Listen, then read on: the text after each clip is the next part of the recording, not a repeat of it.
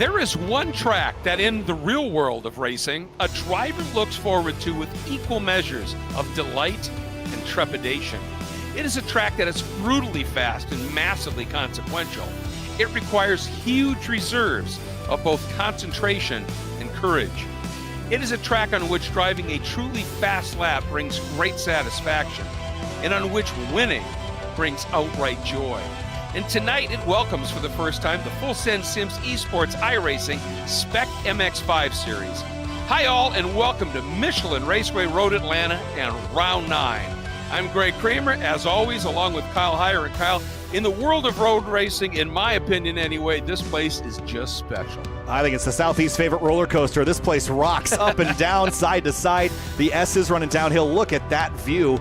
You don't really get to enjoy it in all its splendor behind the wheel of the car because you're looking down and just trying to stay between the yellow and blue curbs there. There's your great passing opportunity, 10A, 10B. This place is awesome in any car, but in these MX-5s, a lot of drafting on that unending back straightaway. And then again, you dive over that hill after the Fox Factory Bridge. It is a fast lap around here, minute 38 for the pole sitters right now in qualifying. Yeah, 2.5 miles in distance, so that's how quick you're getting around. Here's a look at it here, and every corner here has its own uniqueness. Turn 1 is absolutely amazing. Falls away to the apex. You turn in on faith that you're gonna get grip as you start into the hill. To me, believe it or not, as you can see how steep those hills are, my favorite corner, and I've raced this board, turn 3. You can just attack that blind approach and then down through those S's you were talking about. And you've got to get out of turn 5 well, don't you?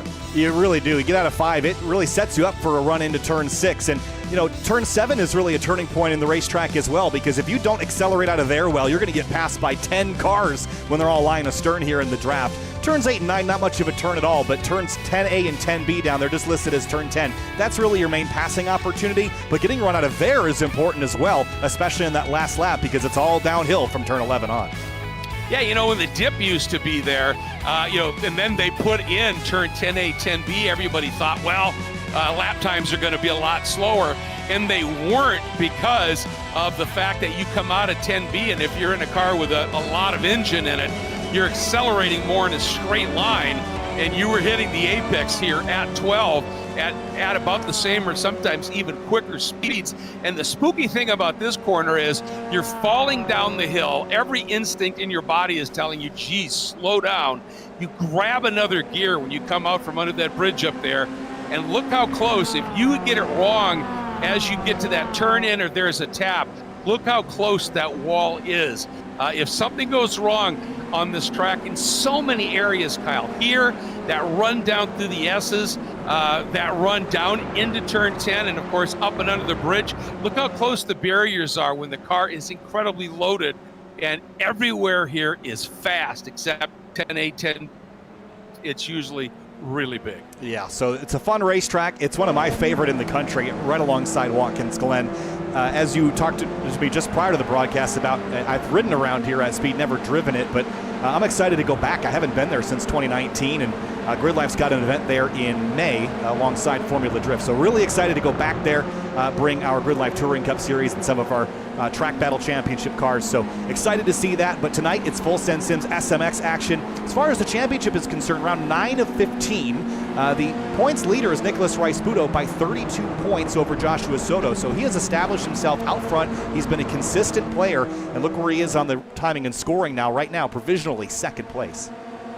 Yeah, he is. The guy who's just been fast from the off here, was 2/10 clear of everybody in practice, was Josh Soto, who you were just talking about, and who currently is up front once again, although not quite by a 2/10 margin, just getting out of the way there. And Josh, he needs to find it here. The interesting thing is, Rice-Budo, former champion, obviously. Josh has really started to figure out the racecraft here, and has just come alive this year. 3 wins, been a great season. Beans Forrester has always been fast. His kryptonite is qualifying, and if he can figure out how to get up always and consistently in those top 2 rows, whenever he's there, he is a massive player in this. And then we've got Skip Brock, Hayden Mattis, Elliott Burton, James Newell, all kind of newbies to this front championship battle, and they're up in that top 8. Morgan Burkhardt, because he's missed so many races right now, and's had a couple of off races, certainly by his pedigree, sits back in 9th, but he's here, Camden Hibbett's here, so for the guys that are running in this for the full season, when those two show up, it just gets a little tougher. It certainly does. You pointed out turn 3 as being a tricky corner. You're coming up over the crest of this. This curb's a lot bigger in real life now, but here in the iRacing scan, it's still a pretty big clout. Just behind, here comes Morgan Burkhardt. Watch the leap he takes over this. Wow, 4 tires up and over. And that's generally fair game. There's that yellow part that you see just to the inside of the blue and yellow. As long as you keep the center line on that, you're good to go. So that was a big jump, but probably legal. Yeah. Well, when I raced here most in was a Nissan 300ZX. And you just would attack that curb, and it would launch you like that.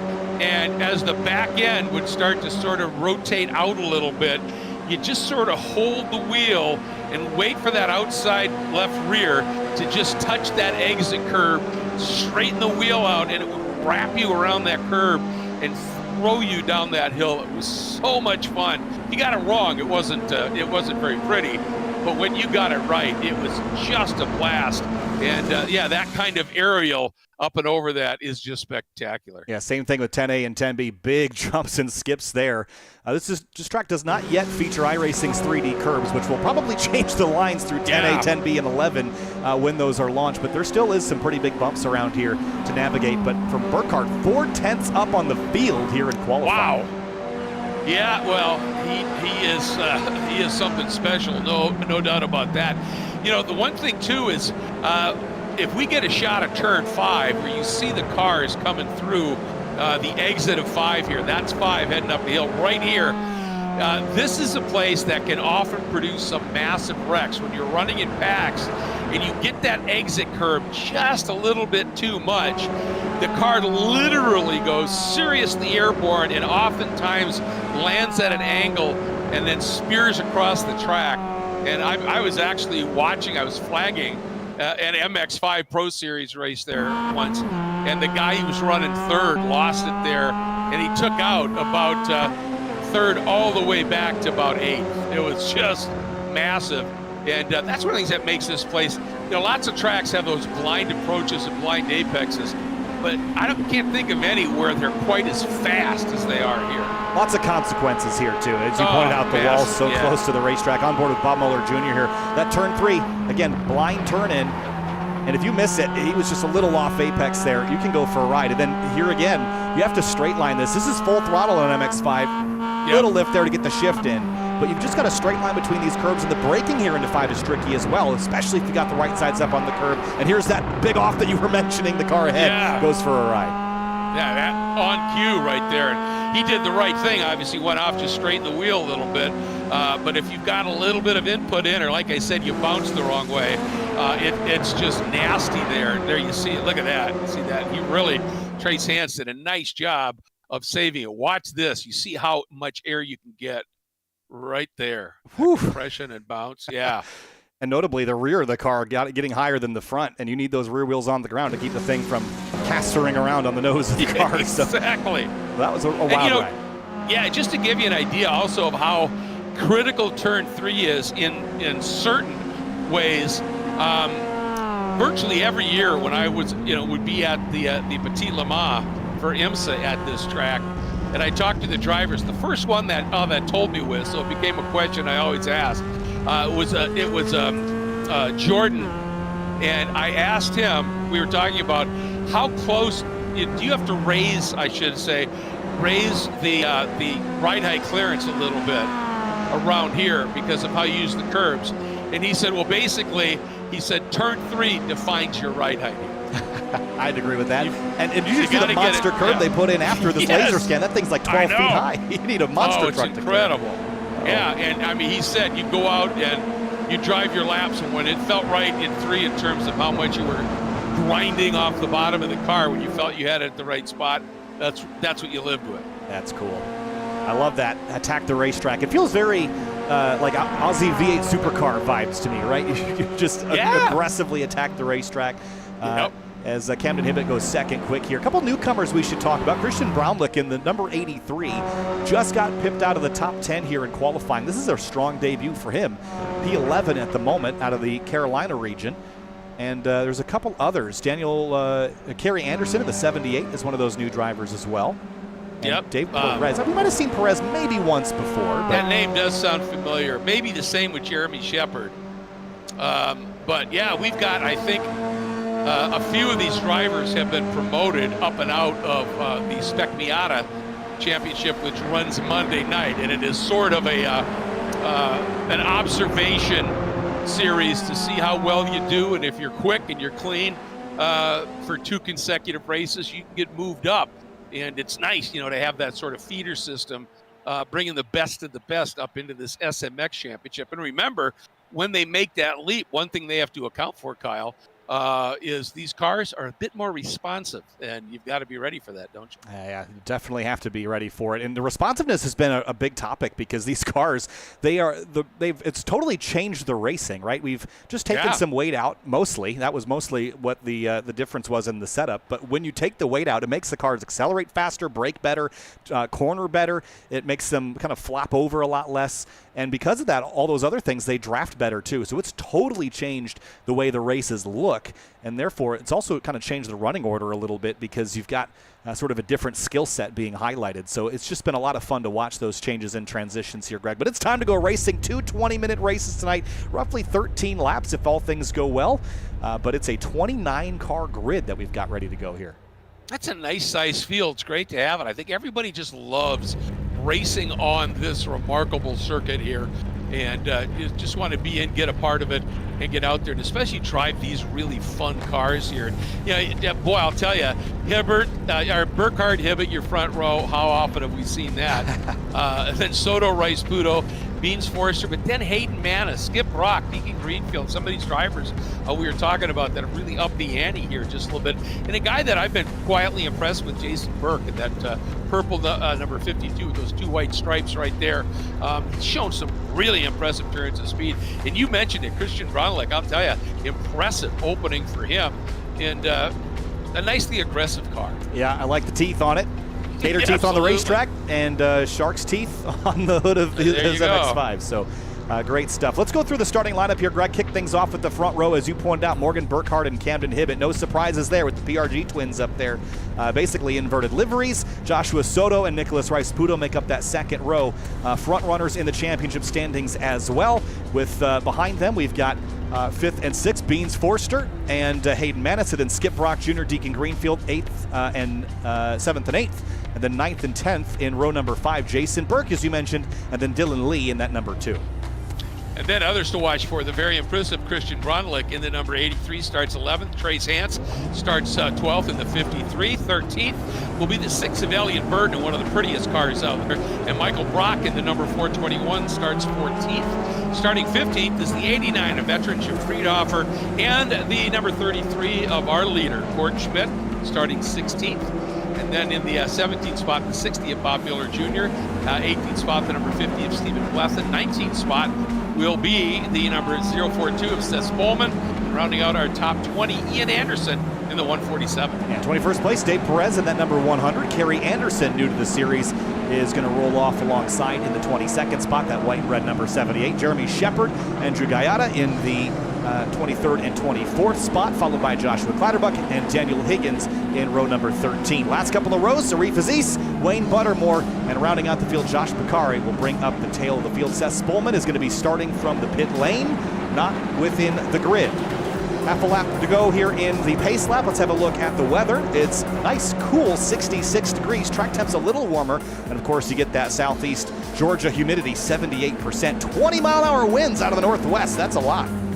That's some pretty stout winds, which means if you have an off, that infamous red Georgia clay dust is going to fly in the air, and whichever way that wind's blowing, it could be right into your face, could be across the track, and visibility could be impacted. Here is, for all the great corners on this track, one of the more boring ones, in a sense, is the most important. That's turn 7. You talked about it, leading on to this massively long, undulating, winding straightaway that takes you into the best passing place on the track. So everybody's got to be paying some pretty stout attention here as you come at turn 7. If you get it wrong, that's a long way to be slow compared to your competitors before you get on the brakes again. Almost need a telescope from this camera angle to see the other end of the race. I mean, this straightaway, you can't see all of it in one go. It just feels like it goes on forever. I mean, it rivals, Road America's straightaways. I think maybe Brainerd has something to say about the length of the stretch and the speed going into the next corner, but it is a long, long run into turn 10A, into one of the slowest corners, probably the slowest corner on the racetrack, 10A, and you see how sharp it is. Great passing zone, but it's not a set, left or right down here. We see drivers prefer one lane or the other depending on how good they can exit the corner, Greg, but time to see him put it to the test. Yeah, we've seen some guys put some outside moves on in turn 10A, which gives them the inside for 10B. But you've got to be awfully skilled to do it. Who might be able to pull that off? Well, we're about to find out here as the first of our 2 races tonight at this extraordinary Speed Bowl. Michelin Raceway Road Atlanta goes green. And a nice launch from Burkhardt. Inside, timed it nicely. What will Hibbett do? Is he going to try and do something up around the outside? Or will he give way and just sort of tuck in? He's got really no choice but to stay on the outside. Really aggressive start there by Josh Soto, who I think may be slotting up into second here. Let's see. Whoa, this is getting tight here into turn 3. Really tight quarters. I think we've mostly made it except for 2 cars. Trace Hance was one of them. He's off and in the concrete in a pretty big way. And I think one other car, maybe 2, also involved in that. Burkhardt leads the field through turn 5. We'll get a look at a replay when things sort out.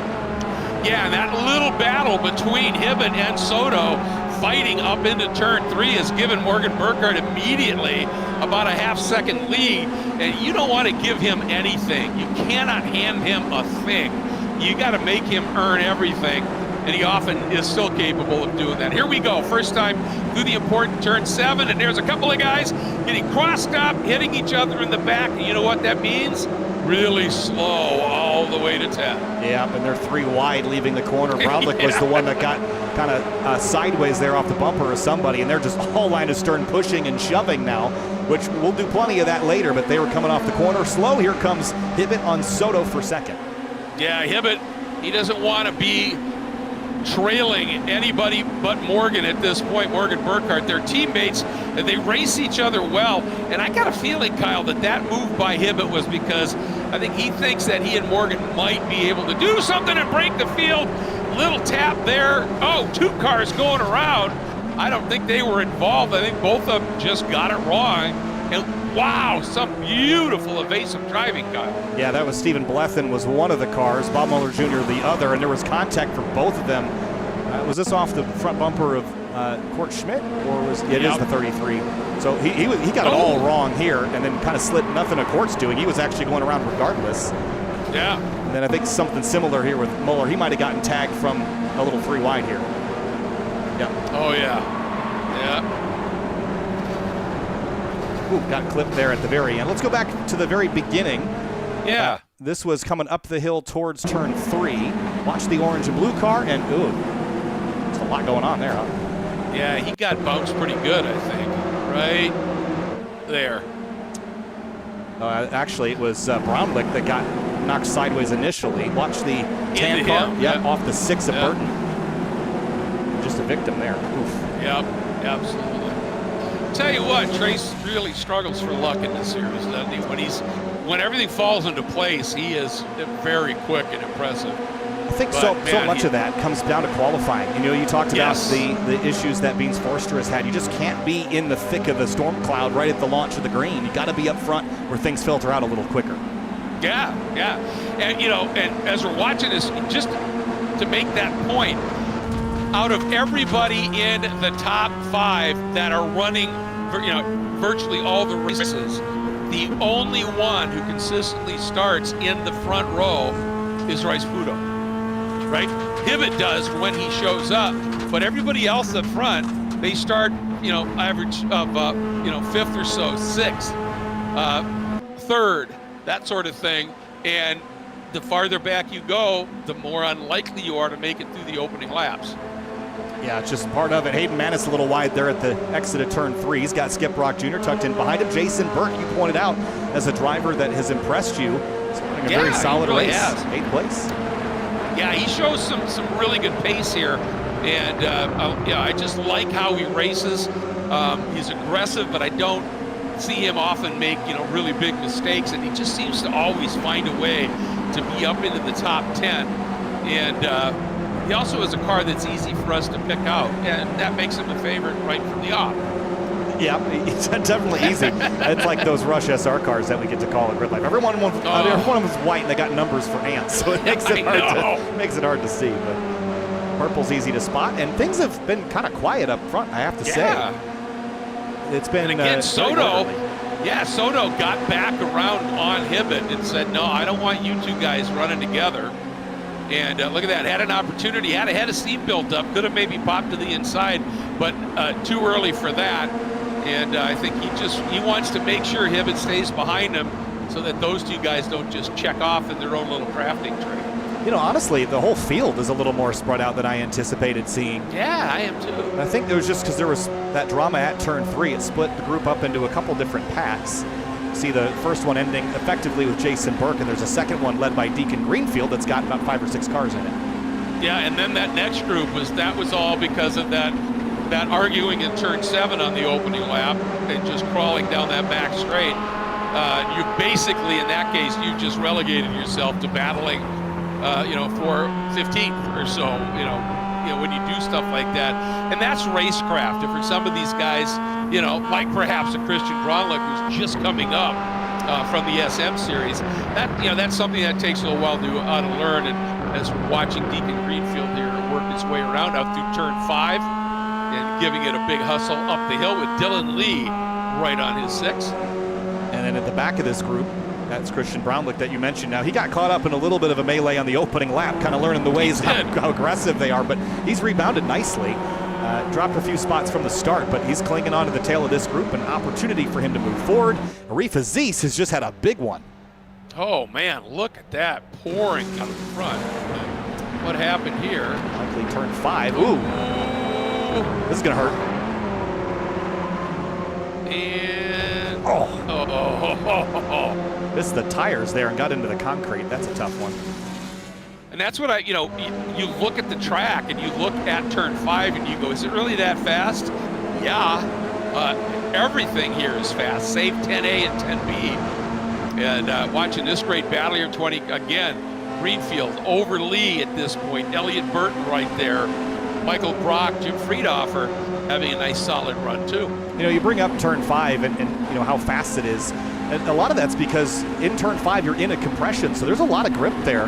But Absolutely. You lose it because you're actually going uphill on exit. You can see the crest of the hill. So there's so much, active dynamic suspension movement up and down and compressions, and the car gets light. And all over the racetrack, you have to be chasing that, because if you're not on top of it and the car gets light and you're pointed in the wrong direction, you're going for a ride into the fence. Absolutely. I remember, driving and needing to make a downshift, obviously. And, if you waited too long to make the downshift, gravity would get you. If you did it too early, you'd be slow into 5. And basically, you dab the brake, throw it down to gear right as you got into that little bit of a compression, and it would hold, and you could accelerate up the hill. It was another one of the great corners here and when you figured it out finally, you just have this big grin on your face. Kind of like what Morgan Burkhart might be having right now, is he's got a little gap over Soto. Yeah, there's a little grin forming. There's some lap traffic, I think, that's Wayne Buttermore up the road. But yeah, he had a 0.6 of a second advantage over Soto. It's coming back down now. But already him kind of dragging Soto along versus Soto being right up on the rear bumper just tells me how strong this 67 is. Gone are the days where he can outrun the field, but he's giving him a run for the money today. Well, he does make them earn it, doesn't he? There's no question to that. And I'm curious. You can't really tell from that onboard shot, but you wonder if he's still using the hand controls. It's a great. Or if he's back to a wheel, because if he's that fast with hand controls, lordy, lordy. I think I see the reflection of the wheel in the glasses there. So, or maybe not. It's hard to tell. But either way, he's putting in work. And here comes Ricebuto up the inside of Forster at turn 3 in contact there. Yeah, not quite sure why. I'm not quite sure why Beans attacked him that hard. He was clearly through, and Beans had to know he was alongside. I'm not sure why you would still try and turn in there a little bit and risk exactly what happened. They lost a couple of spots in this exchange, and let's go back and watch again. So Ricebudo gets to the inside here, and you're right. He's there. And he's almost got him cleared, and he just tried to keep the nose in there, but that's a losing battle, I think. Absolutely. Absolutely it is. And I mean, there's just nowhere to go as you head down to the S's because the track just keeps changing direction. And you better be line astern, or you better be driving a prototype with a lot of downforce to be offline there. Right, and the other challenge is they lost that group because of that little scrabble. So absolutely. Hibbett popping out of line. He got by Soto and is now putting some pressure on his teammate as the leader.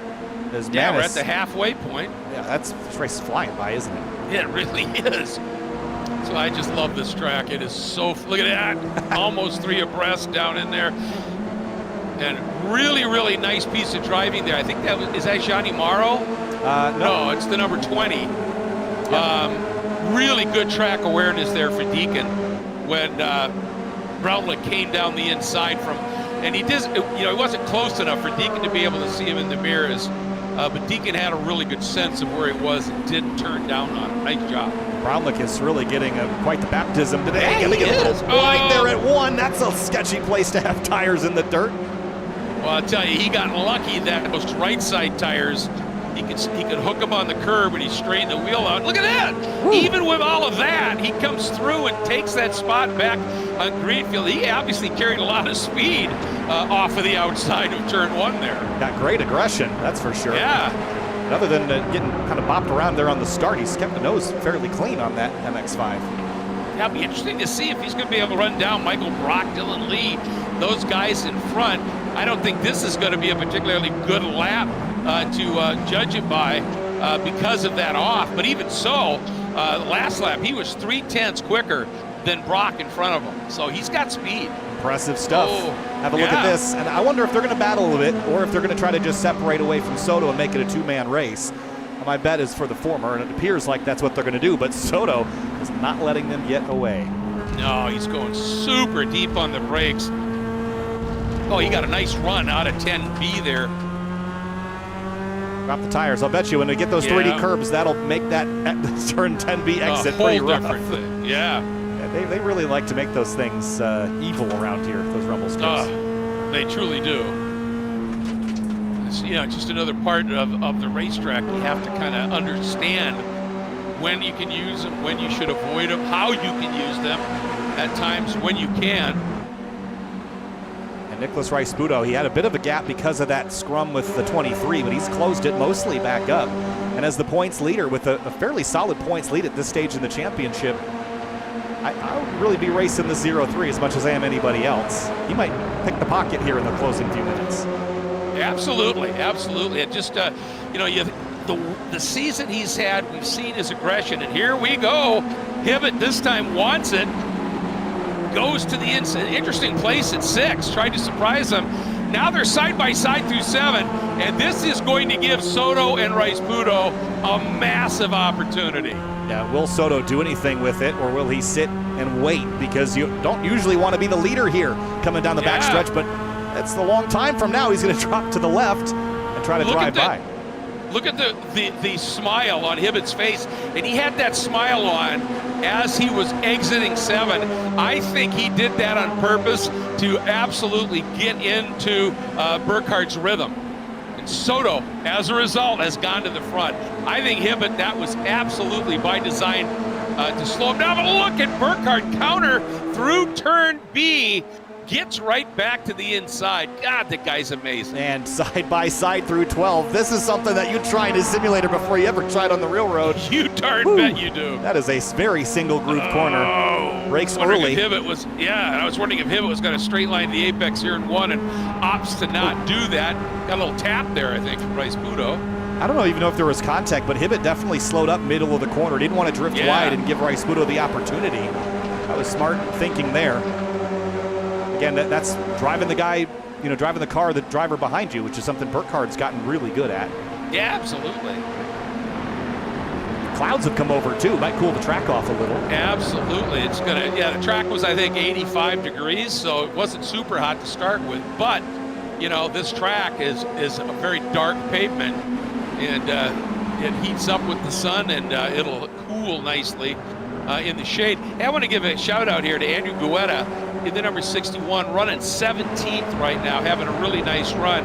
And I just wanted to mention that, and also to let him know that we can get his name right. And he informed me it's Guetta. And so wanted to give him a shout out and get that name right. And he's having a nice run today, knocking on the door of a top 15. Yeah, looking good. Look at where he started. Yeah, 24th. That was second to last, third to last row. So a bad start to the day. Is a little battle for second. Here comes Hibbett back by Soto into 10A. Well, I'll tell you, you wonder if Rice Puto isn't sort of laying in wait here. Oh, look at this little scrap. Greenfield and Bronlick are at it again. They have been absolutely a warrior. It's been awesome. Look like puppies at the dog park with how far up the rear he is there. Man, that is about as close as you want to get. He was getting some good information. I would say so. Oh boy, that's the first time I've used that one, probably the last. As we come up over the crest at turn 3. Man, the 67. Still, I mean, just his defensive driving. The best defense is a good offense, right? You bet. Just go fast, you know. And, you know, and now, that said, every once in a while, he will turn that on its nose and overslow big time in a corner to try and back you up into the guys behind you. But oftentimes, he just says, all right, try and stay with me. If you can, go get him here. Meanwhile, good battle here with Elliott Burton. Right now running in a solid 9th with Dylan Lee, I believe. Yep. And Michael Brock right there. Brock had a weird bounce in turn 5, but he gathered it up and got a great run out of turn 5. He gave a shot to the back of Dylan Lee. He sat on it here, though.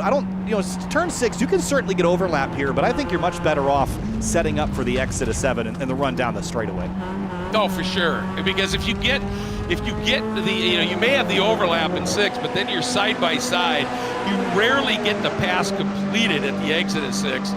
And unless the other guy decides to be a true gentleman and just tuck in behind and not, cost you speed out of 7, you're going to be side by side entering it. And then, like we've talked about, and we saw what it did to that third group of cars. You just cannot give up the exit of turn 7. And Hibbett now trying to take it back again, side by side 12. Once again, you talked about you don't do that without practice. And Soto thought about taking him 3 wide. We've got about look how 2 laps to Morgan goes. Oh gosh, that's dicey. Yeah, Hibbett really, I think he felt he didn't have, he had the inside and he had to overslow a little bit. Oh, man, did he get out of 3 well, but again, nowhere to go with it here. Well, there was a 1/10 of a car width, and he thought about putting that MX-5 there. He did, didn't he? Yeah, you can see that. Just that little look for a second. Wow, Soto really inside at the apex of 5. That could slow him up coming out, and it looks like it may have. These things were sold with folding tops, not folding wingtips. They're not going to fit in an area that narrow. Exactly. Oh, boy. All right, so I'll tell you, lap times, it's going to be either 2 or 1 to go. Probably 2 when we get back to the stripe. So start thinking back from the finish here. Yep. And the other thing, the other spot when you're in a battle like this, the worst spot you can make a mistake is the exit to 6 and run really wide and have to lift a little bit. And they're dancing on the edge there. All right, what's going to happen here? It's this Rice Puto taking a look. Does he do it? He's got overlap. Late braking as Hibbett goes to the inside as well. But Morgan's going to cover that off. Hibbett's going to run a little wide, way wide. Here comes Soto. He's going to get Hibbett on the downhill, I think. What does Rice Puto do here, Kyle? I think Rice Puto's got to get by one of these 2 cars, maybe not both. We will have 2 laps to go. So if I'm Rice Puto, I want one of these cars this lap and the next 2 on the next lap. Well, he's going for Hibbett right now. Looks like he's got that done. He's got to hold it, of course. And now Soto, he's just got to drive a really, really solid lap here. Oh, Burkhardt almost lost it. He sure did. Got smoke coming off those tires. He was so crossed up. Wow, that was a big moment. Yeah, it was. I'll bookmark that one for a look later. Yeah, let's. That seemed pretty interesting. All right, now, hey, Did you notice that cocky smile on Burkhardt now has gone to a tongue biting? Look. Whatever. Oh, and that's what I'm talking about with Soto. Ooh. Generally, you can get away with a tire over the curb there in iRacing, but if you hit the brakes with the wheels on the grass, that's where it gets messy. But see what it did. It didn't hurt him badly, but it hurts enough coming out of 7. Burkhardt got the exit just right, and it just took that instant for Soto to make that adjustment, get back on line, then make the turn. And now, I think he might get a fortunate push. And look at him! Way to the inside. That car was almost sideways. Then he aborted it, went mid-track, but Soto's through with a little help from his friends. And again, Morgan Burke. Oh, look at this. Rice Puto coming up the inside too, Kyle. 1 to go. They're 3 abreast at 12. I don't know if you can do that, and they've got to get it sorted. They can't battle each other all for second if they want a chance to win this race. This is crazy stuff. Wow, that was extraordinary. And Rice Puto has position here. Got to get this sorted. Can he hold it? Can't do this for very long, or they'll lose this race no matter what. Yep. Rice Puto recognized it, Ooh, but he got really crossed up there. That's going to slow up Soto, too. That may have been it. Race might be for third for these two now. Yeah, and especially because his teammates out front. Camden's going to wait to the last possible second, which, convention would tell you it's on the entry to turn 10A, but usually the exit is where, the pass here is won. Well, we've seen what Morgan has been able to do when somebody's got into or gotten inside of him down into 10A, how he just crosses them up at the exit. So Hibbett's got to get the run of the gods here. I don't know if that was enough. Got up on the grass, and it's 0.4 of a second. If he does a really nice job in 10A, 10B, he'll have a run on the exit, but it won't be on the entry. But again, the slipstream is so much stronger than it used to be. Look at this gap close. Yeah, look at his heartbeat. It's about as high as we've ever seen it. I saw 112 for a minute. What's going to happen here? He's definitely got a head of speed built up. He's going to dive for the inside of Burkhardt. Burkhardt breaks early, looking to do that exact thing, parking around the outside. Now he's inside. Hibbett gets bounced. He's off. Soto jumps into second spot with Rice Puto fighting for third. Can Soto do anything? Morgan's definitely off his line on the entry. Soto swings down, but the checker flag comes up so quick. It's tough to do anything there. Holy cow. What a last couple of sequences. 97 1/1000's the margin. That was close, and there's still more. How about 14th, Jim Friedhofer, Ian Anderson? Oh, look at this battle, The blue car is not for position here. Here's Ian. Working through everybody. Wow, crazy stuff there. Checkered here for the rest of the field as well. But man, there was a couple tense moments. Let's look at the results before they drop away, and then we'll go back and look at some replays here. But man, that was fun. And Burkhardt and Soto by less than 1/10 of a second. That was tight. And Soto just never had an opportunity to tuck underneath Morgan and try to steal that. No, he really never did. And it, really because of that moment where Rice Puto got a little loose in turn 3 with the Soto behind him. That Soto got back to second really says a lot. And I'll tell you what, Morgan Burkhardt, he just finds ways to do it, doesn't he? Every time. And then looking down the field, Jason Burke, a nice solid 8th place. Dylan Lee, Elliott Burton in the top 10. Nice run there. Michael Brock on second or third around now, P11. Christian Brownlick on debut, 13th. Not bad at all. Not in this group, that's for sure. And I'll tell you what, the guy who really suffered there, I think, was Beans with that 6th place finish. He's not far off of Soto in the championship. But once again, he just could not get his way up to the front. And Trace Hans, you got to feel for him. When he gets a race where he's not knocked off track or whatever, he's usually right in the mix. It's tough. Yeah, let's go back and have a look at Morgan Burkhardt's big moment here. Got real crossed up, and I imagine probably off the curb right here, and then he's going to get in the grass right there. Oh, he hooked the left front. That was cool. Yeah. That's how you use a curb. Woo. Watch this right there. Pulled him back. That was wild. That was absolutely. That was Burkhardt. Then this is that big moment coming to the white down the hill, 3 wide. 3 abreast. And somehow they didn't even touch. Gosh, that was Look cool. At that. Yeah, and then let's watch, if we can, the last time through 10A, 10B. Because this was just, look at this. And they came from a long ways back. I mean, look how far back they are. They did. And I think, Hibbett going to the inside slowed him down a little bit, and Soto, look, he just flat tracked it. Just never lifted, and Hibbett with that little touch with Morgan Burkhardt, he just floated a little too wide, didn't he? Yep, and if Burkhardt hadn't defended there, he might have lost that race, so he knew to get to the right. Bet. But only race 1 of 2. We have another one coming up here shortly, so don't go anywhere. We've got plenty more coming your way. But, Greg, this has been a fun night so far. Full Send Sims SMX putting on a show. Oh, man. And you know what? Court Schmidt and Full Send Sims, he had this idea about, putting this league together and add another level, if you will, in terms of sim broadcast. And the reason is because of that phrase, practice makes podium. He wanted people to understand what a great tool a sim is. Now, it isn't a game anymore. It's a tool. And all of the sims that come out of Full Send Sims with Court's military sim background are military level build and grade. There's none better, that's for sure. Have to say thanks to Sawbelt. They came on board here just a few races ago. They specialize in the development and production of safety equipment for road cars and motorsports, and they have just outstanding quality and innovation through vigorous research and development. So good to have them on board. FAR, of course, came on board about middle of the season in 2024.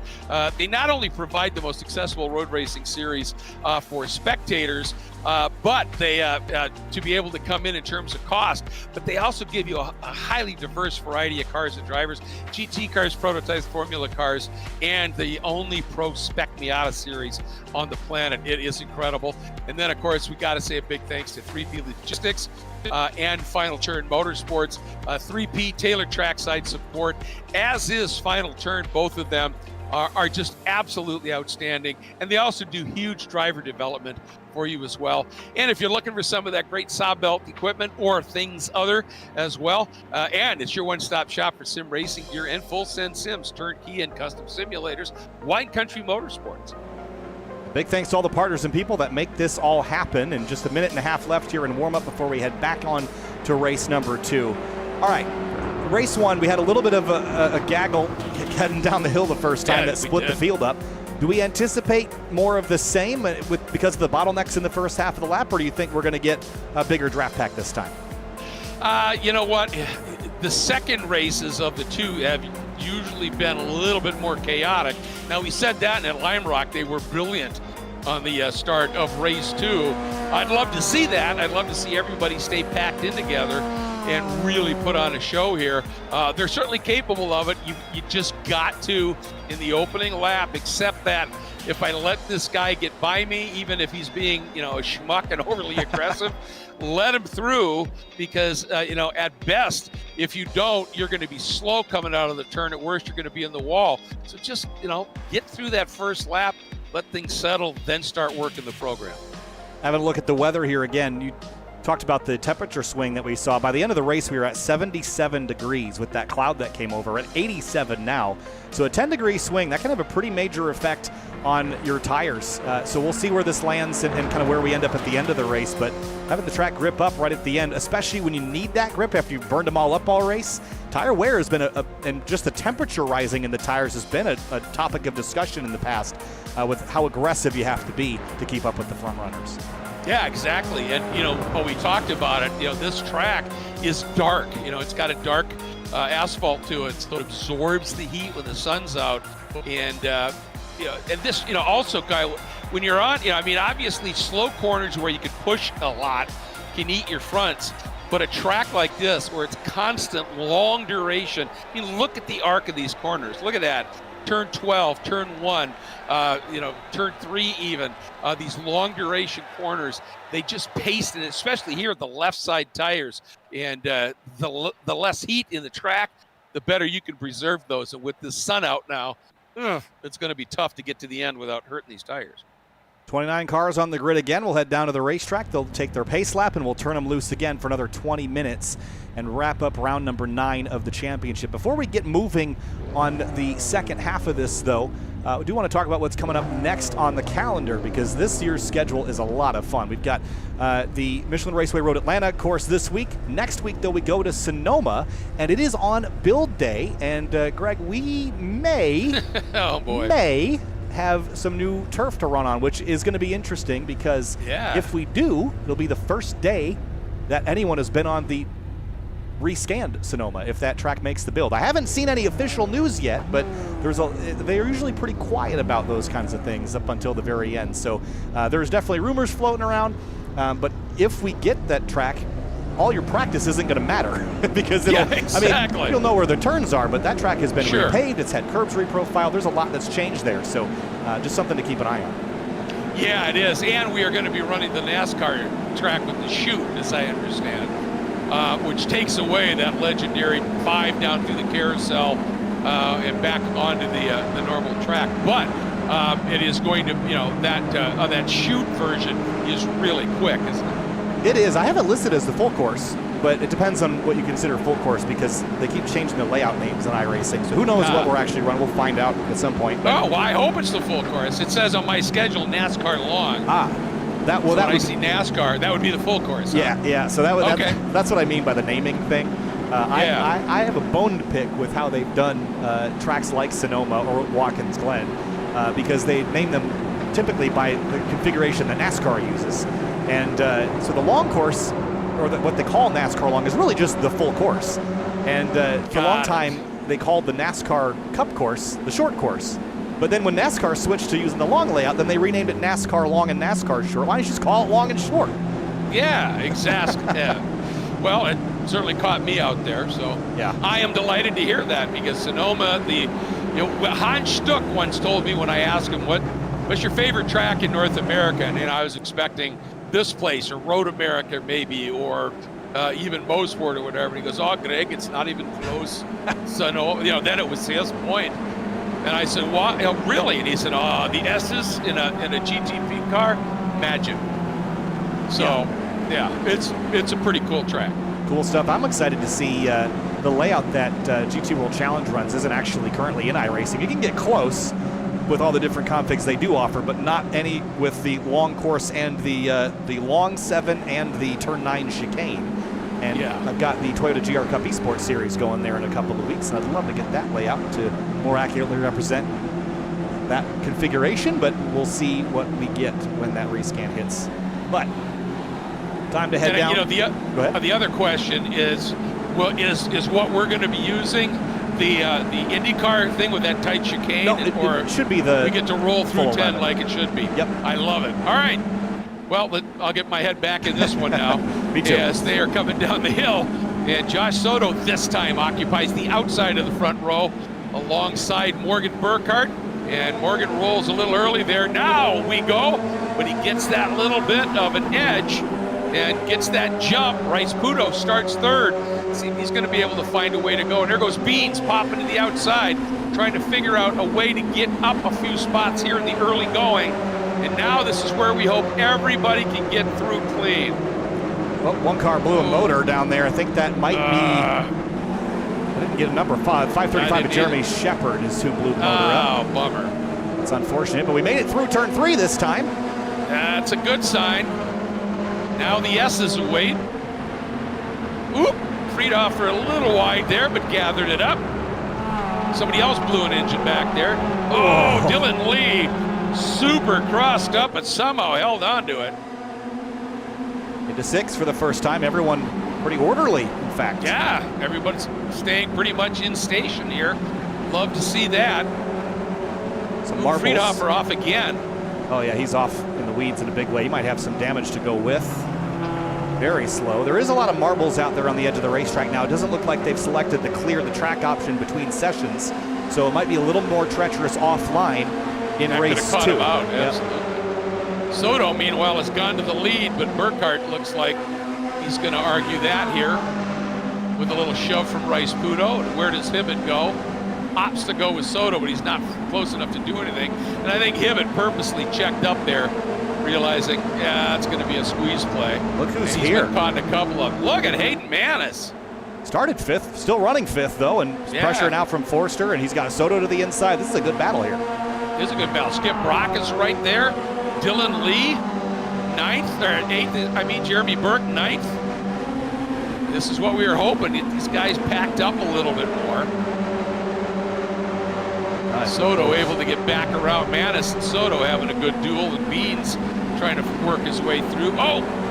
Skip Brock got just a little crossed up there, and Beans popped to the inside. Burkhardt still leads the way, but Rice-Puto has now gone to second and splits the teammates up from PRG.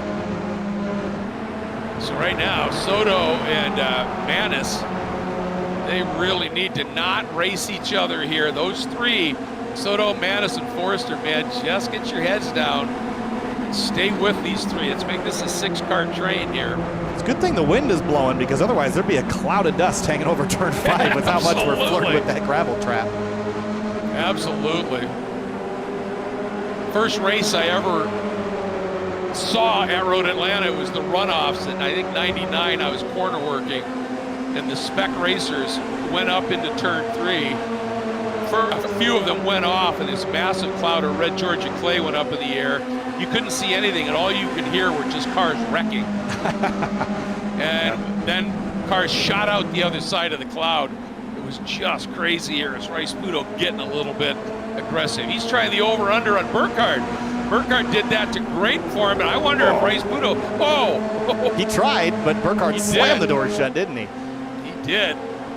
And I'll tell you, that was a nice reaction by Camden. He could have easily got caught up in that. Not only did he see the opportunity there, he got his nose to the inside of Rice-Puto, though he's going to tuck back in line, sees the value of just kind of riding and staying put for now.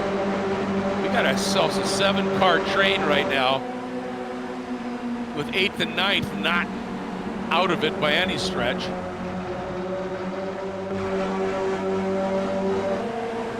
What a piece of real estate here. It's almost too orderly. It is.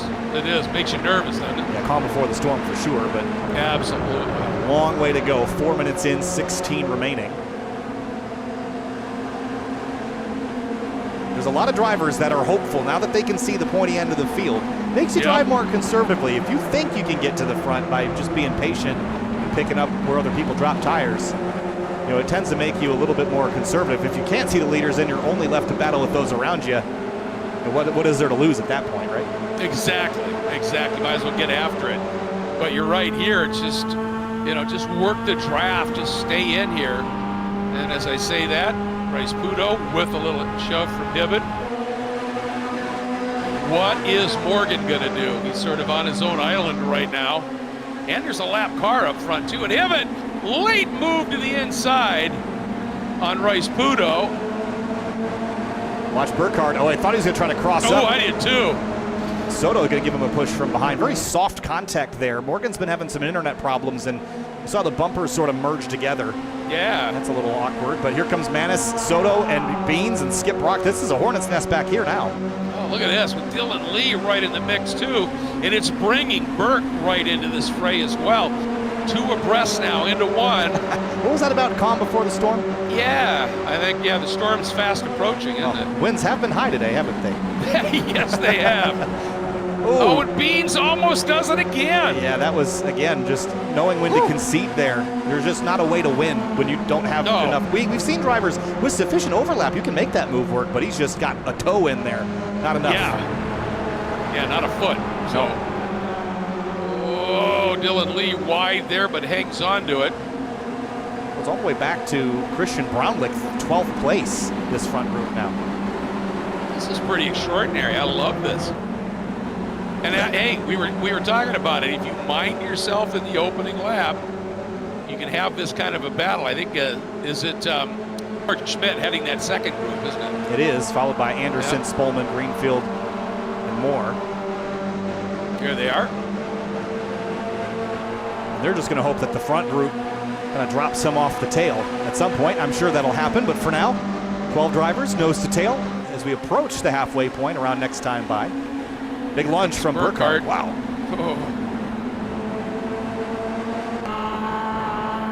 Gets himself up into second. I don't know that cost any of them up front that much. Because I think Rice-Puto, did, again, the wise thing in letting Morgan through. instead of trying to fight him at the apex. Boy, he got ahead of steam down that turn 12.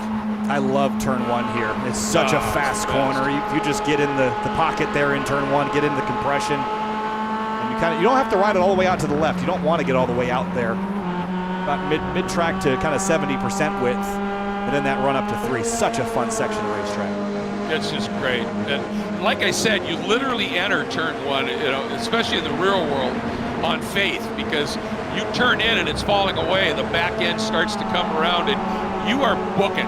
Trust me on that, folks. And you are flying, and you know there's a hill there, and you just go, come on, baby, come on. And then you catch that hill, and it grabs you and just absolutely shoots you up the hill with that grip. Ooh, Morgan, so close to the back of Hibbett there. Yeah, cost that himself. Actually, it did. He had to breathe just for a second, and that gives Hibbett a little bit of room, doesn't it? Yeah, but we saw it. I mean, Hibbett run down Burkhardt from 6/10 back. To get to his rear bumper on the last lap. So it only takes a third of the straightaway to make up 2 or 3/10 of a second. And Rice Budo is going to take the opportunity to drop to the inside of both of these drivers here. Yeah, that's going to be a little gift to Soto perhaps here, as he's going to get that nice double toe. He's going to go to the inside as well.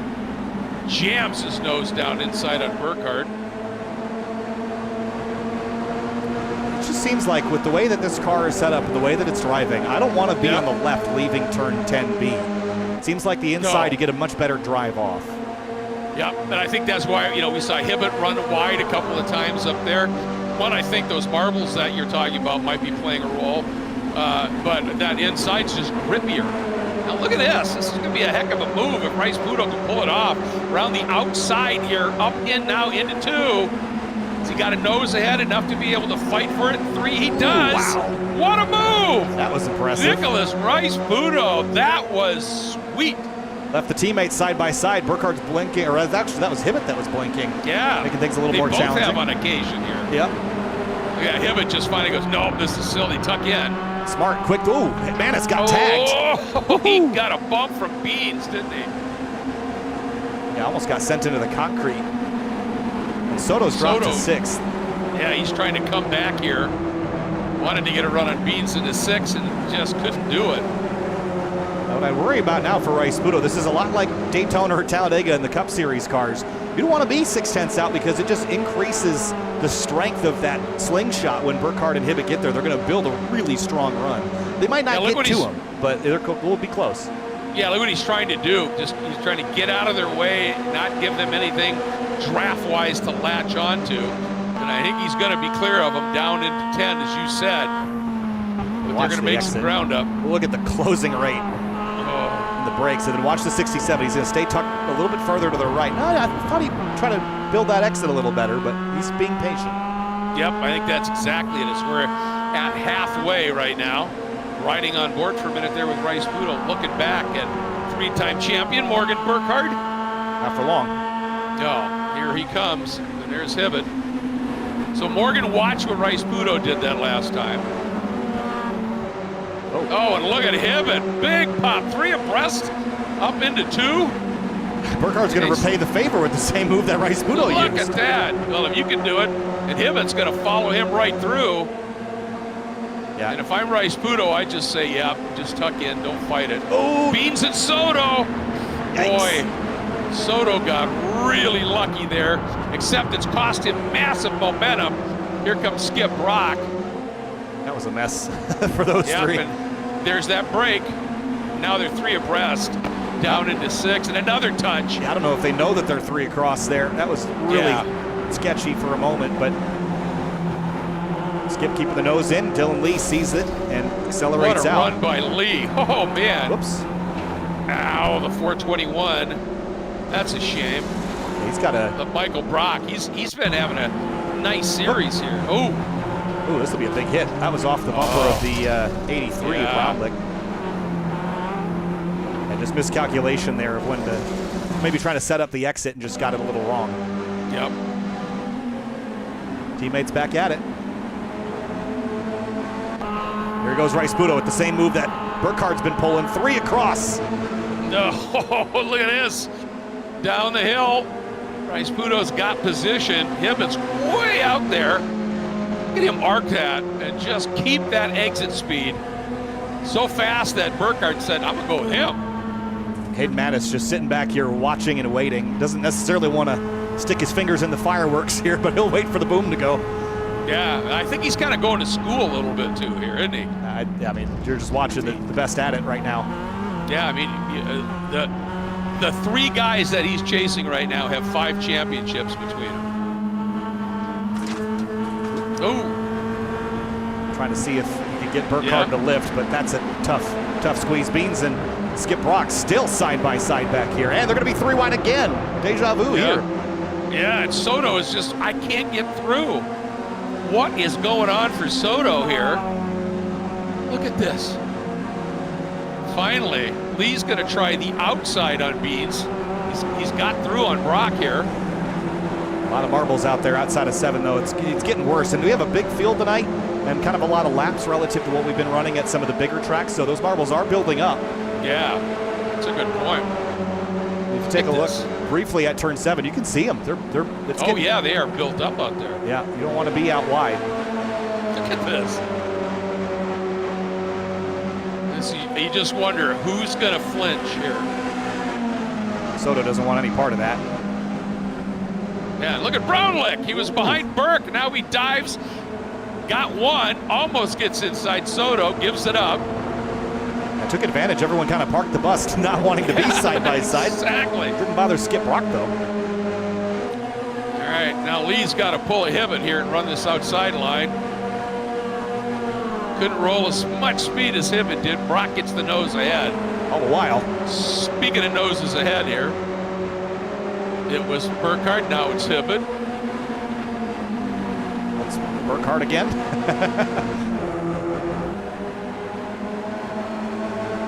You run the rest of the S's side by side. Why not? Why not?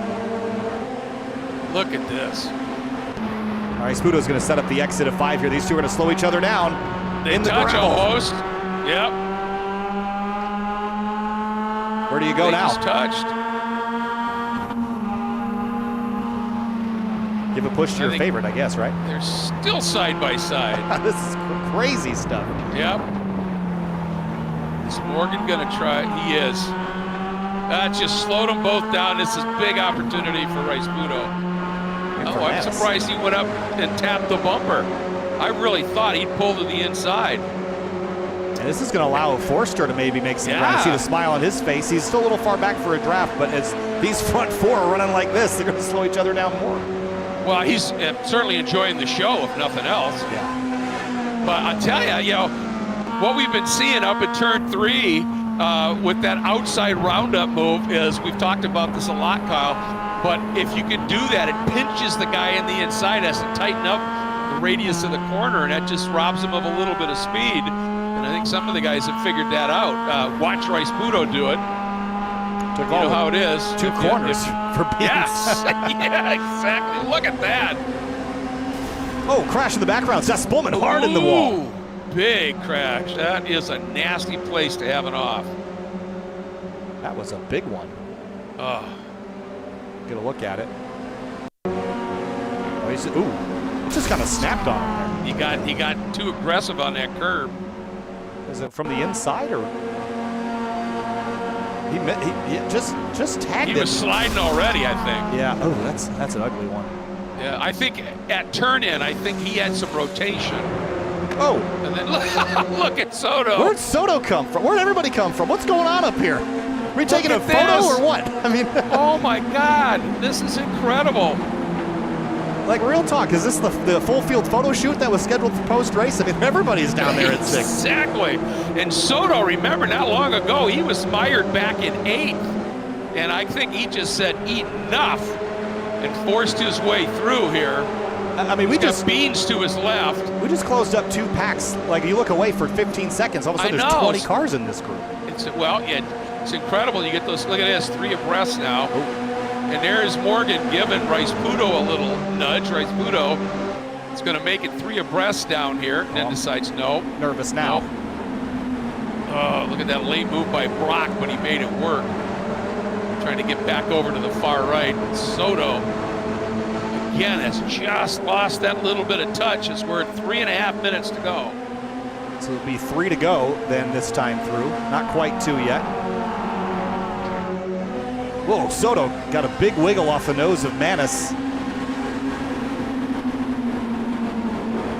How about that fight back by Beans up into 4th now?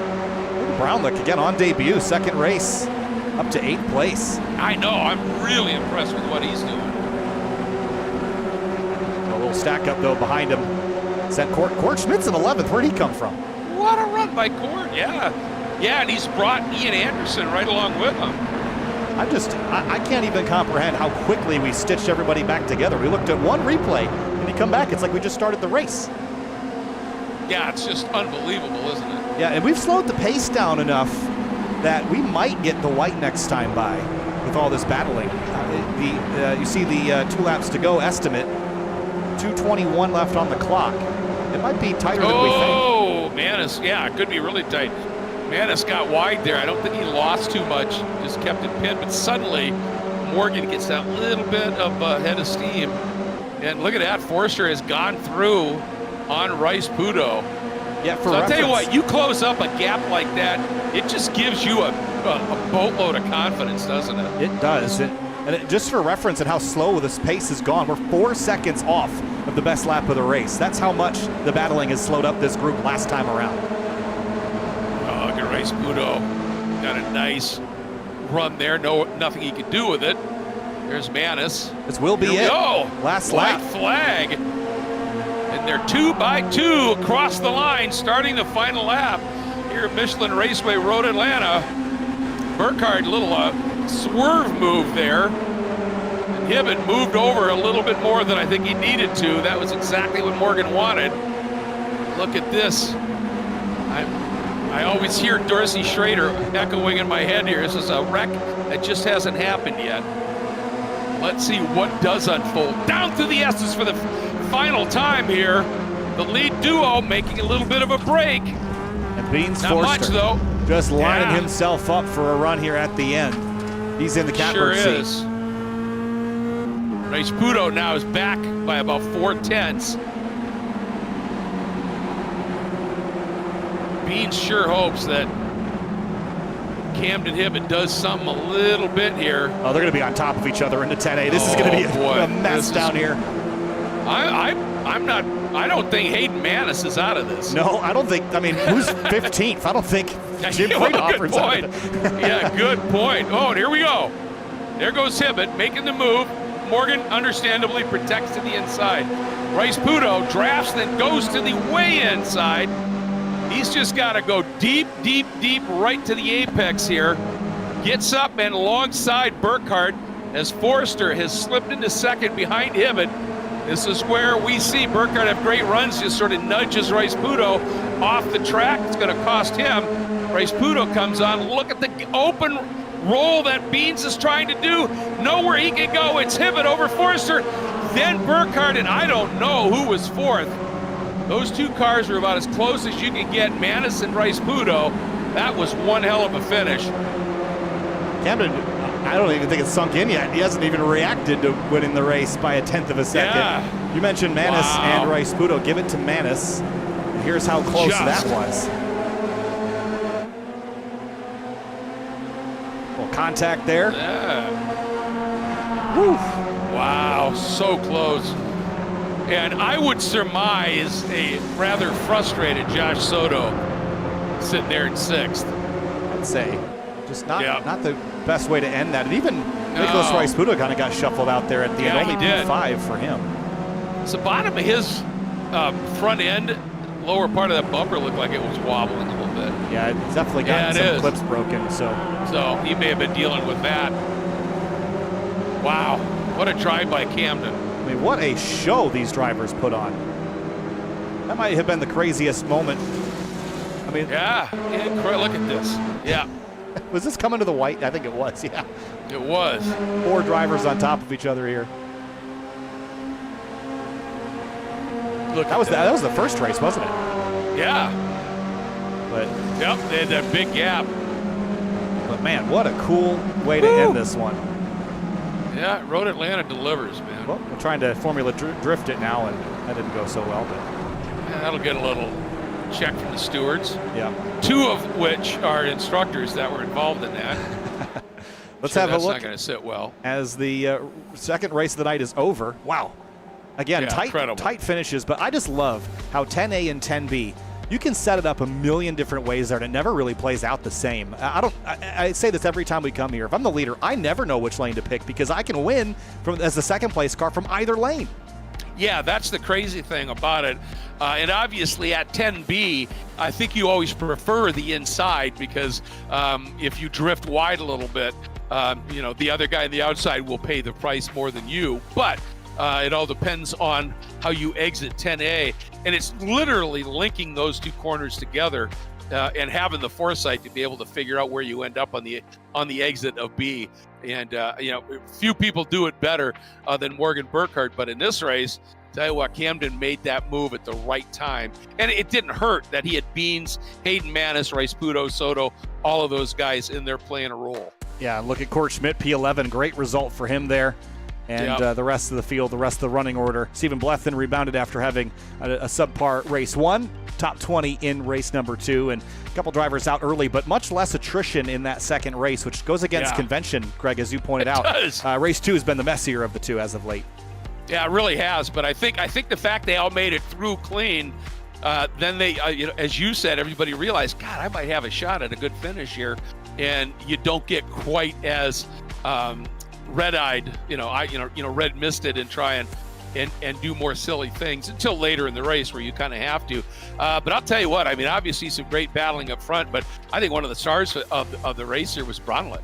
Yeah, Bronlick did a nice job. Top 10 on debut and did a great job in that number 83. But let's chat with Beans Forster, second place in race number 2. Beans, boy, that was fun to watch, and you got a great view out the windshield for most of it, but just couldn't quite nab it away from Camden there at the end. Take us through it.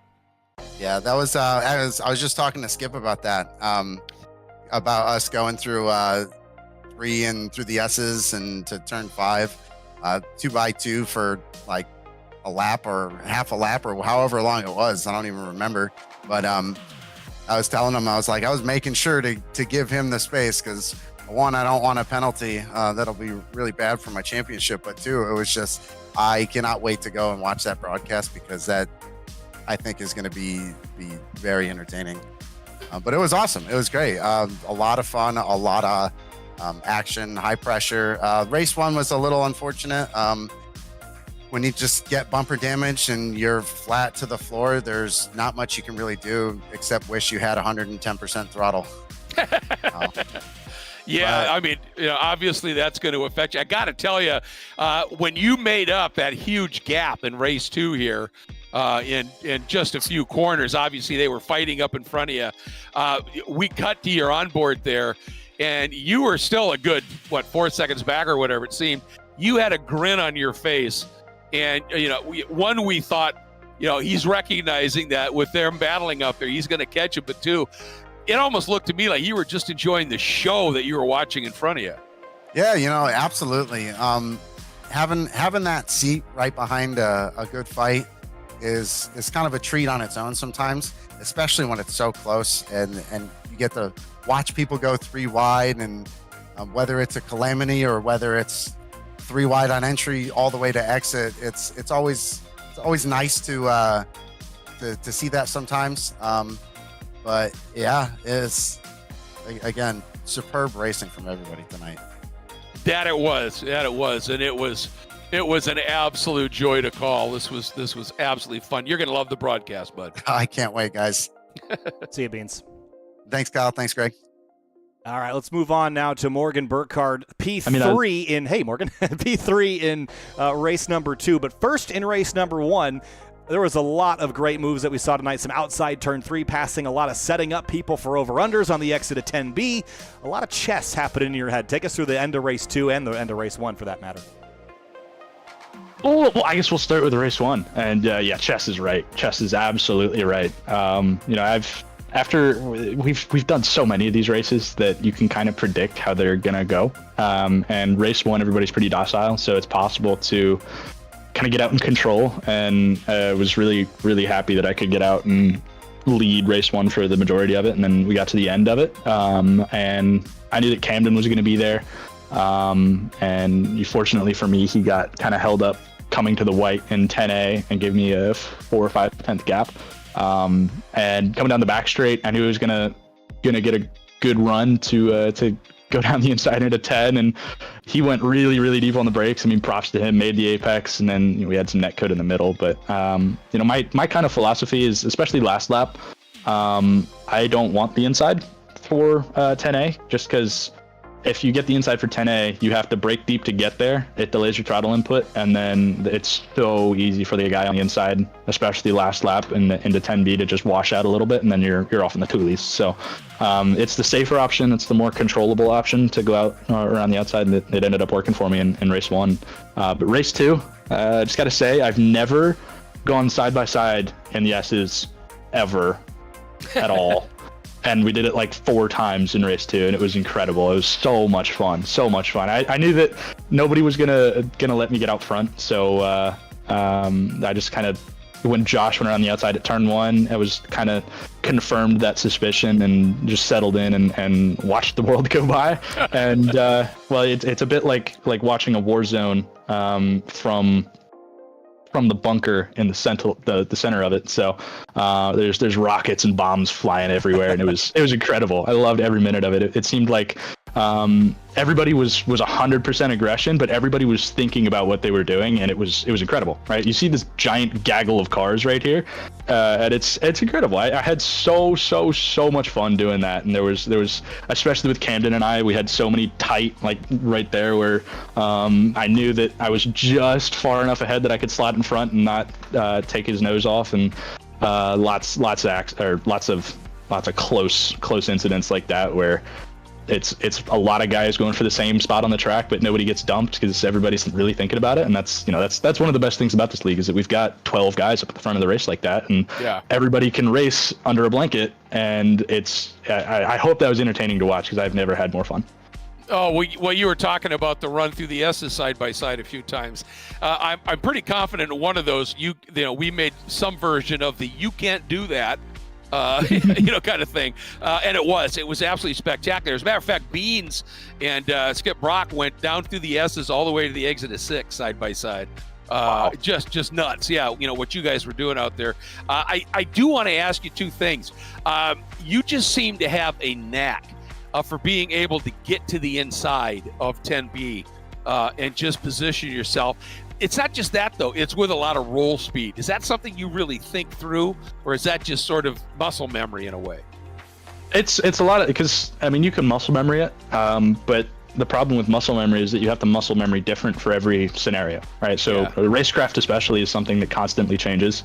It's something that's never the same. You're never going to see the same exact conditions twice.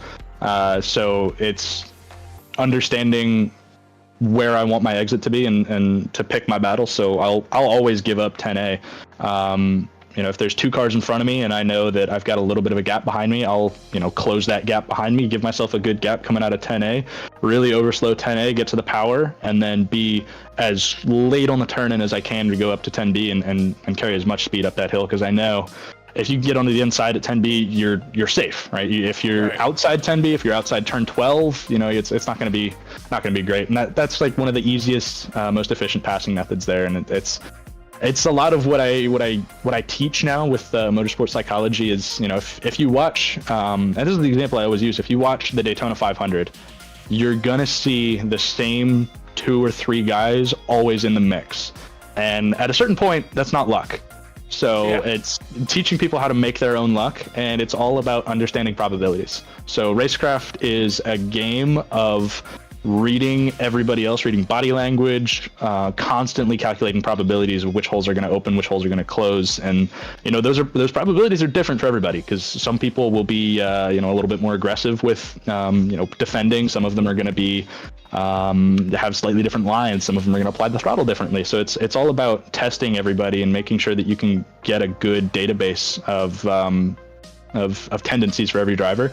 And then it takes a long time, but you can really plan out, Camden's going to open up the exit at 10B and I can slide up the inside or stuff like that. And it's all about just reading the probabilities and planning. And learning a little bit, because it sure looked to me in race 2, when you were behind, Nicholas Rice-Puto made an amazing move around the outside at the exit at 3. And then the next lap, you did it, and a couple more guys did it the following lap after having watched you do it. Is that what happened? Did you see him do that and say, all right, if I need to, I can make that work? Yeah, exactly. I mean, it's if you only take the data that you're getting out of your car, you'll get beat by 7 other guys. So you constantly have to have your head on a swivel and really understanding what everybody else is doing, what works, what doesn't work. And, a good example of that is what I did in race 1. I made a good move around the outside, really deep on the brakes. And I was like, okay, I'll do that again in race 2. And I would choose the outside. Didn't work for whatever reason. I think there was more rubber down, more marbles on the outside of turn 1, and it couldn't make it stick. But that gets logged, and you don't try that again. So exactly what you said, where you're watching other people and it's like, oh, that works. Yeah, absolutely. And we'll let you go, Morgan, but I'll tell you, one of the things that I'm loving is with this new update with the marbles out there, it's so real world. And I'm glad you brought that up, and I'm glad you were able to negotiate them well. Yes, I appreciate it, guys. Hopefully we'll see you soon. You bet. Yeah. All right, let's see. Who else was on the podium here? We had Rice-Puto that finished in 3rd place. We'll see. Is he around? He certainly is. P3 in race 1, Nicholas. P5 in race 2. Came up a little bit short in the melee at the end of that second race. Take us through tonight. It was fun to watch you battle up there with the PRG guys. Oh, it was a lot of fun. Just trying to get consistent points at this stage of the season, so I'm not trying to do anything too risky sending it, 4 wide into 10A, but we came away with a 3rd and a 5th, not too bad. Hopefully, wish it was a 4th, but Hayden got me right at the line there, but good on him. But overall, fun night. Well, I actually mused at one point, I said, I wonder if Nick is just sort of laying back watching here instead of getting his nose in there a little bit. Sounds like that was indeed your plan. Yeah, well, the second race I kind of got after it a little more. Yeah. I was hoping to just be in a good position on the last lap by staying out in the front, and I wasn't able to do so, but it was still a lot of fun battling with those guys. Everyone at the front is so clean, and it's so fun to race with. I'll tell you what, you mentioned Hayden Manis and, Skip Brock and Dylan Lee. These guys are really starting to show some real pace here. And, at one point, I don't know, Kyle, what it wasn't. I mean, we had a train of what we figured was like 12 cars, essentially, nose to tail in the battle for the lead. This series is tough, isn't it?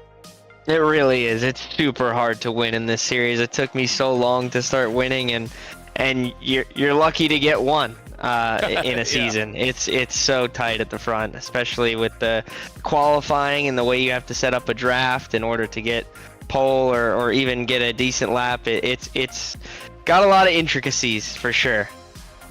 Well, and it is a joy to watch you guys, as we were talking with Morgan about playing chess, and especially at a track like this, which is just so quick, so fun. Thank you for the show that you always put on, and a smart pair of races for you tonight.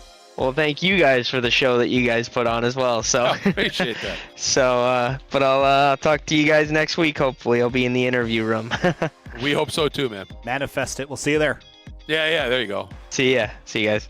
All right, I think the last podium driver we got to talk to is Josh Soto, P2 in race 1, P6 in race 2. So similar to Nicholas Rice-Puto, Josh just missed out on that podium in the melee at the end. What'd you see out the windshield tonight from that 77? It was a great race. Race 1 was very competitive.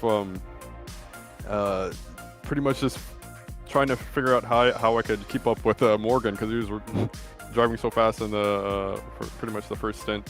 But coming down to the last couple of corners, I was just pretty much just trying to set up a good run in race 1, and it ended up getting it done for P2. In the second race, had a little bit of, well, actually I had a lot of damage to the front end and the rear, so kind of impacted my race, but we ended up getting P6. Yeah, I was going to say, I thought, for a while there, you were back in like 8th, and every time you'd get a run and try a move, the cars in front of you were racing, obviously, each other, and suddenly one would go side by side, and it was just nowhere for you to go with anything. I was wondering if if at the end, yes, you came through, you got sixth spot and everything, but I kind of suspected that you may have been a little bit frustrated. I mean, not so much. I was just trying to. I was frustrated with the aerodynamic damage, but yeah, it was just like, no, this is just part of racing. Just try to make the most of it, Well, again, great first race, and you managed to earn a few points here in the second one. And I'll tell you what, this championship is going to be a great one, and so thrilled you're in it this year. You're just driving incredibly well, man. Thank you so much. Yeah, I'm really trying for the championship this year. Yeah, you could tell, and we're just loving how you're getting after it. Appreciate it. Thanks, Josh. Thank you. All right, Greg, what a night. Man, Road Atlanta never disappoints. This place No, rocks. it I doesn't. said it from the very beginning. It's a roller coaster, not only physically, but of emotions. It was pretty wild there at the end with It everybody was. moving around. But we've got great things to look forward to because next week we're headed to Sonoma out on the West Coast. Now, it might look a little different. I'm hoping it looks a little different when we head there next, but who knows? But something completely different. Yeah, and talk about a roller coaster. I mean, that run from 1 up into the top of the hill at 4 is absolutely amazing, and virtually every one of the apexes. There you see the apex at 2, the apex at 3A here, all of them blind approaches, and you cannot see where you're supposed to be turning in. It is a great roller coaster ride, and in the past, it's been a track that has really torn up tires. But I'll tell you what, it is an absolutely phenomenal raceway, and I think it's going to be great. Can't wait for us to get there. As always, just a big thank you really quickly to the folks at Full Send Sims for what they've done and getting this series up and running, to the folks at Sabelt, to the folks at Farah, to Final Turn Motorsports, 3P Logistics, and Wine Country Motorsports. We couldn't be doing this without them. And we look forward to seeing you out in California wine country next Tuesday night. Again, to Kyle and to Finian DeCuna, who just knocked it out again with what he does for these camera shots. I'm Greg Kramer. We'll see you next Tuesday out in sunny California.